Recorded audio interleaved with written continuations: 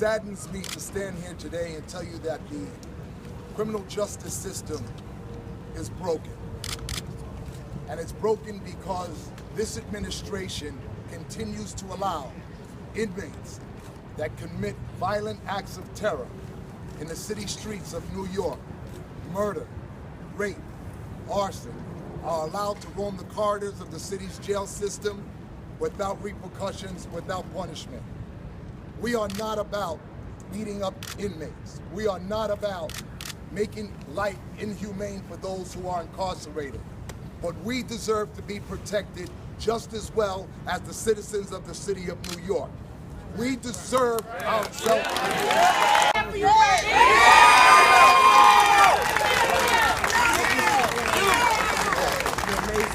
Wow.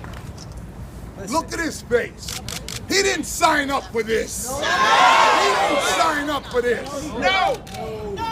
Whoever thought getting rid of solitary confinement was a good idea, you need to pack your stuff up and you need to go. Because we're lucky I only got 22 stitches in my face. Okay? This could have easily been a funeral arrangement today. I could have easily been killed. I almost died. And now, to all of you watching, maybe you don't understand how serious this is. Respect us like that. Who's in charge of the city of New York? The mayor is in charge. And it's your fiduciary responsibility to protect us the same way that you protect everybody else in this city. I introduce to you my dear friend, a friend that I've known for many years, a man with integrity, a man that brings about the change that's needed in this city, Congressman Hakeem Jeffries.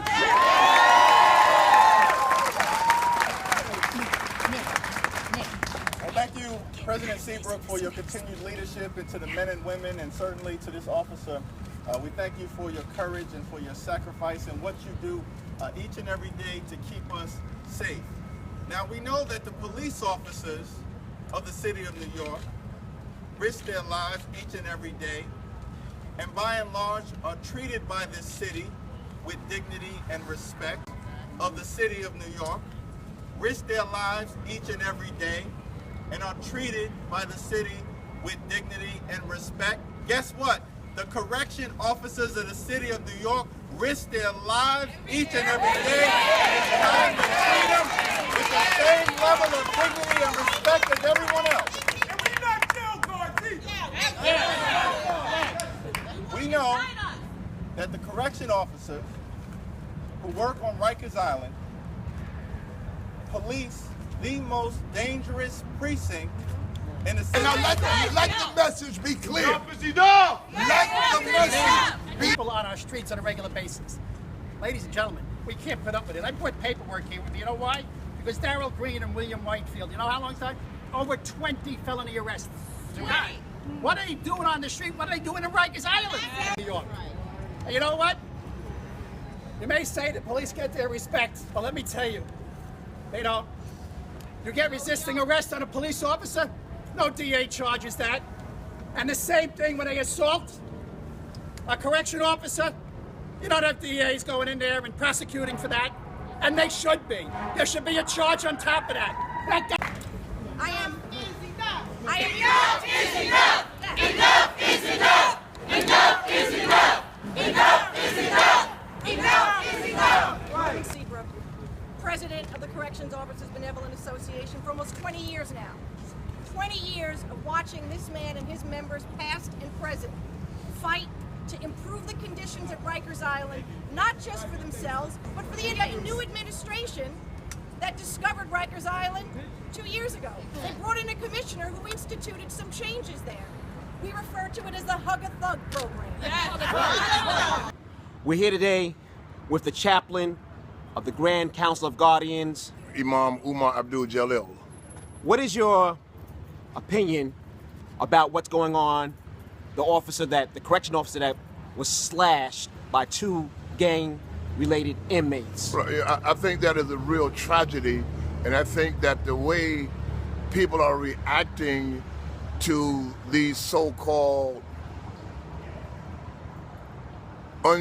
necessary use of force by the officers or inmates is not in fact a reality. However, the reactionary position that people are taking is in fact putting the officer's safety at peril. If you put the staff's safety at peril, then the inmate's safety at peril. The officers cannot do the job that they are qualified to do by constantly looking over their shoulders and working for an agency and even a city that does not get their backs when they're in trouble. And this is the sad situation that's going on, and we need to address this situation. And I, for myself, will certainly be offering any opinionated solutions that I can to rectify this situation, because the staff members with the Department of Correction, they do a yeoman job that they're not being credited for within the law enforcement community. And I think that this is a sad tragedy. I pray for the officers.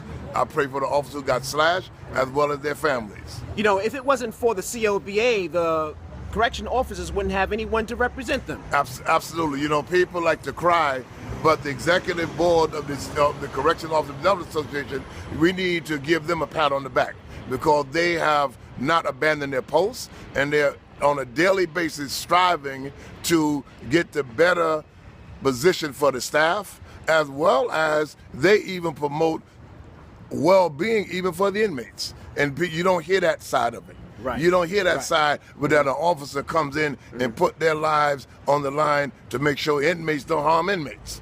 And yet they're always demonized. And I think that the city is doing the Department of Correction and staff a disservice by a lot of these antiquated positions that they are taking. Right, right. Thank you very much. You're welcome. This is Ralph E. Smith reporting live